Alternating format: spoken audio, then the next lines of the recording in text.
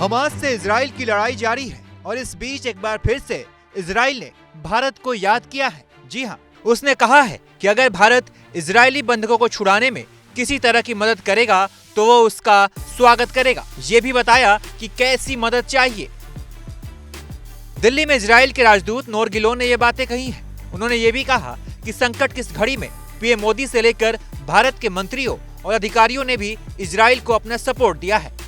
नोर Gilon ने कहा कि अभी भी हमास आतंकवादियों के कब्जे में लोग हैं। हम 200 से अधिक इजरायली बंधकों को, जिनमें कई विदेशी नागरिक भी शामिल हैं, उनकी रिहाई के लिए भारत की ओर से किसी भी मदद का स्वागत करेंगे।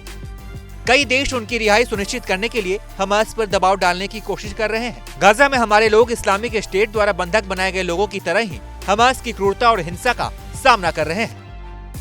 इजराइल के राजदूत ने इस दौरान भारत सरकार से मिलने सपोर्ट की खूब तारीफ की। उन्होंने कहा, हमें ये बात अच्छी लगी कि भारत के प्रधानमंत्री नरेंद्र मोदी की पहली प्रतिक्रिया बहुत जल्द आई, तब जब युद्ध की पूरी तस्वीर साफ नहीं हुई थी। इसके कुछ रोज बाद ही उन्होंने इजराइल के प्रधानमंत्री बेंजामिन नेतन्याहू से फोन पर बात की और एकजुटता दिखाई। सिर्फ भारतीय प्रधानमंत्री ही नहीं, हमें भारत सरकार से सभी स्तरों पर समर्थन मिला है। यहाँ के अधिकारी, मंत्री और नागरिक भी हमारा सपोर्ट कर रहे हैं।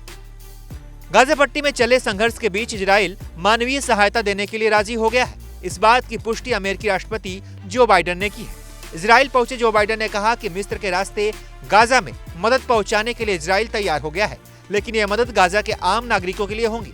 कोई भी मदद अगर हमास तक पहुंचाई गई तो उसे इजराइल किसी भी हद तक जाकर रोकेगा। बाकी हमास और इजराइल के बीच जो जंग जारी है वो कब खत्म होगी, इस पर आप क्या सोचते हैं? आपकी क्या राय है? अपनी राय कमेंट कर बताइए और तमाम अपडेट्स के लिए आप देखते रहिए एबीपी लाइव।